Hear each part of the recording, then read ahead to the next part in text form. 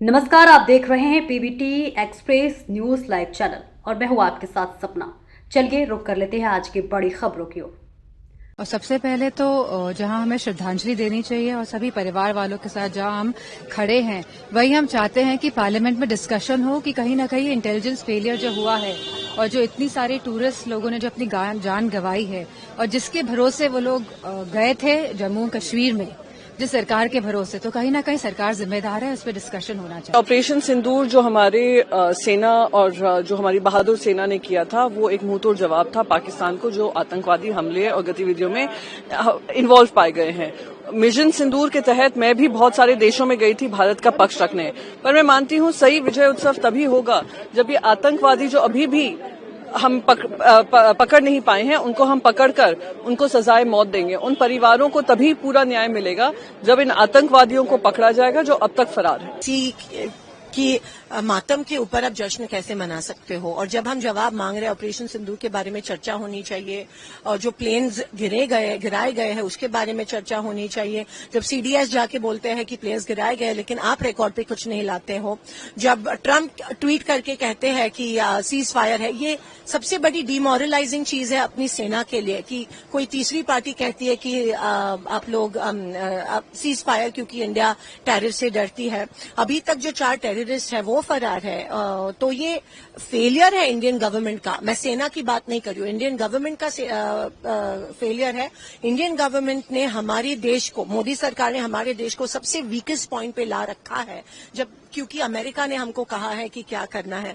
तो how is it, आप किसी के डेथ के ऊपर कैसे सेलिब्रेशन जश्न मना सकते हो? जब लोकसभा में हम जवाब चाह रहे हैं, जब लोकसभा में हम डिस्कशन चाह रहे हैं, आप पीठ दिखा के चले जाते हो। ये कौन सी चीज का जश्न मना रहे हो? ये विजय उत्सव होता अगर अमेरिका के दबाव में आकर युद्ध विराम उस समय नहीं होता, तो इसे कैसे आप विजय उत्सव कह सकते हैं? और अमेरिका कुछ और दावा कर रहा है, वो कह रहे हैं कि ट्रेड की वजह से हमने दबाव बनाया। कौन सा ट्रेड है ये भी बोलना चाहिए था। और साथ में एक और जो बात आ रही है, कहा जा रहा है कि 5 जेट गिराए, तो वो क्या है, खुलासा होना चाहिए। अगर आप विजय सत्र कह रहे हैं, हम खुश हैं कि आप लोग ऐसा दावा कर रहे हैं, लेकिन उसके साथ साथ ये दोनों चीजें स्पष्ट होनी चाहिए, नहीं तो जनता कंफ्यूज्ड है। पहलगांव बहुत महत्वपूर्ण विषय है। पहलगांव से सरकार को छिपना नहीं चाहिए। सभी विपक्ष के लोग चाहते हैं बहस हो, और जिस तरीके से विदेश नीति, पहलगांव और जो जितना घटनाक्रम है, सभी सांसद अपनी बात रखना चाहते हैं। सरकार सुने और सरकार जवाब दे। सर, योगी आदित्यनाथ ने 10,000 जो रिफ्यूजी है उनको बसाने के लिए कहा है, रामपुर, लखीमपुर खीरी और कई सारे जिलों में। उनका क्या पूछते हो, वो क्या करने लगे हमें नहीं पता। अब आपको पता लग जाता हो तो अच्छी बात है। सरकार क्या करने लगे पता ही नहीं। कांवड़ को लेकर उन्होंने कहा है कि सपा के कुछ लोग माहौल बिगाड़ना चाहते हैं। दिल्ली की 11 साल की सरकार और यूपी के 9 साल की सरकार, 11 और 9, 20 बजट कितने लाख करोड़ के रहे होंगे, सोचो आप। 11 दिल्ली के बजट और 9 उत्तर प्रदेश के बजट, 20 बजट चले गए। जो श्रद्धालु हैं, जो सदियों से परंपरा चली आई है, उसके लिए कॉरिडोर सरकार नहीं बना पा रही। और कॉरिडोर अगर सरकार ने बनाया होता तो आए दिन जो हम लोगों को घटना देखने को मिलती है कि आर्म फोर्सेस का कोई व्यक्ति है, आर्म फोर्सेस का कोई कल्पना कर सकता है कि आर्म फोर्सेस के साथ इस तरह व्यवहार हो? जहां घटनाएं हो रही हैं, कोई घटना नहीं होती। ये सरकार जो कांवड़ियों को, जो श्रद्धालुओं को नहीं व्यवस्था दे पा रहे हैं, उस नाकामी को छिपाने के लिए दूसरे दलों पे आरोप लगा रहे हैं।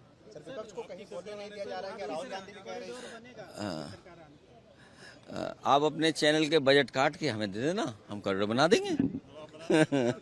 मैं कह रहा हूं कि 20 बजट कितने होंगे, कितने लाख करोड़ के बजट रहे होंगे, सोचिए आप। भाई अभी तो सरकार इन्हीं की है। हम तो यही मांग कर सकते हैं कि जहां इतने कॉरिडोर बन रहे हैं, कांवड़ियों के लिए क्यों नहीं व्यवस्था बनाई? आए दिन आपको प्रमाण पत्र, आए दिन किसी का आइडेंटिटी कार्ड, आए दिन ये झगड़ा हो रहा। श्रद्धालु अपनी श्रद्धा से जाएं, जो हमारी पौराणिक परंपराएं उनको पूरी मान्यता के साथ जाएं। इतने पवित्र दिनों में बताओ उन्हें क्या फेस करना पड़ रहा है।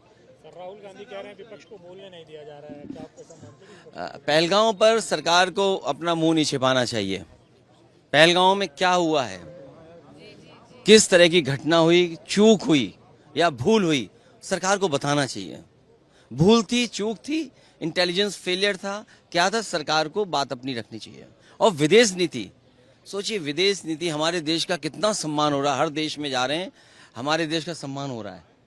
कोई देश नहीं बचा होगा जहां हमारे देश का सम्मान ना हुआ हो, लेकिन उसके बावजूद भी विदेश नीति हमारी असफल हो गई। कोई देश आपके साथ खड़ा नहीं हुआ।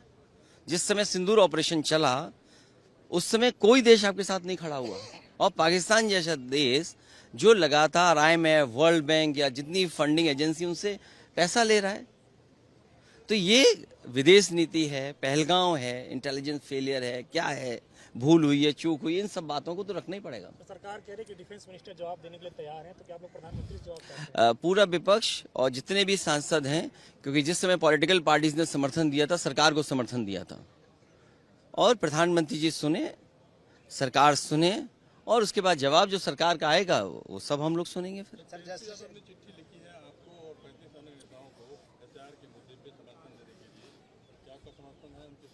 मेरा समर्थन भी है, और एक मिनट अभी रुक जाओ, हाँ मेरा समर्थन भी है। और ये जो कार्ड बनता है ना प्लास्टिक का, मैं इसके पक्ष में नहीं हूँ। इस तरह के कार्ड के, इस तरह के कार्ड के पक्ष में नहीं हूं मैं। आधार कार्ड पूरे उत्तर प्रदेश में Bharatiya Janata party booth booth पर बनाती है, ये आपको पता है। भारतीय जनता पार्टी के कार्यकर्ता 10 मिनट में आधार नकली बना लेते हैं, वोट डलवा देते हैं।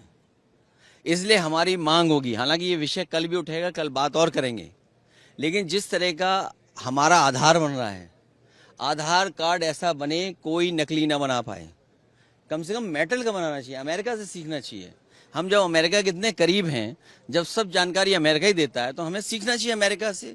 उसकी तमाम बैंकें हैं, क्रेडिट कार्ड है, और तरह के कार्ड है, मेटल के कार्ड है। सोचिए कोई नकली नहीं बना सकता। हमारी मांग है सरकार से कि आधार कार्ड मेटल का होना चाहिए, कोई नकली ना बना पाए, क्योंकि आधार कार्ड हर एक चीज से जुड़ गया, बैंक अकाउंट से जुड़ गया, पॉलिसी से जुड़ गया, स्कीम से जुड़ गया, हर जानकारी से जुड़ गया। और अब वोटर से आप जोड़ रहे हैं, और फिर जो काम बीजेपी सामने से नहीं कर सकती वो पीछे से करती है। बिहार का चुनाव आ रहा है आरक्षण के खिलाफ, जब भी बिहार का चुनाव आता है कोई ना कोई बीजेपी के लोग आरक्षण के खिलाफ बोलते हैं। ये बात हमें भी नहीं समझ में आ रही है कि बिहार का चुनाव आते ही आरक्षण के खिलाफ बीजेपी क्यों हो जाती है, समाजवाद के खिलाफ हो जाते हैं, सेकुलरिज्म के खिलाफ हो जाते हैं। जो काम ये सीधे नहीं कर सकते हैं वो पीछे से करते हैं। इसी तरीके से जो हो रहा है, ये आजादी के बाद पहली ऐसी घटना है। रिव्यू कर रहे हैं, पूरा रिवीजन हो रहा है। सोचिए आप, कभी रिवीजन हुआ पहले? रिवीजन हो रहा है उसका, और फिर रिवीजन में कौन सा कार्ड मिलेगा? इतना थका हुआ कार्ड मिलेगा प्लास्टिक का कि बीजेपी के कार्यकर्ता बूथ पे 5 मिनट में बना लेंगे। मेरा चेयरमैनी का चुनाव हराने के लिए गुरसाईगंज में वीडियो क्लिप्स होंगे, आपके मित्र लोग हैं, आप कन्नौज से मंगवा लेना। 5000 आधार कार्ड नकली बीजेपी ने बनाए थे वोटर वाले दिन। चेयरमैनी के चुनाव को हराने के लिए समाजवादी पार्टी को भारतीय जनता पार्टी के चेयरमैन ने, भारतीय जनता पार्टी के नेताओं ने 5000 आधार कार्ड नकली बना करके वोट डाले थे। तो इसलिए हमारी वो विषय अलग तरह का है, लेकिन क्योंकि जब बात आ गई तो मैंने अपनी बात रख दी पार्टी की तरफ से कि जो आधार कार्ड बने या वोटर आईडी कार्ड बने, ऐसा बने जो कोई नकली ना बना सके, 5 मिनट में ना बना पाए। इसके एक्सपर्ट बीजेपी के लोग हैं। बूथ के दिन, वोट वाले दिन तुरंत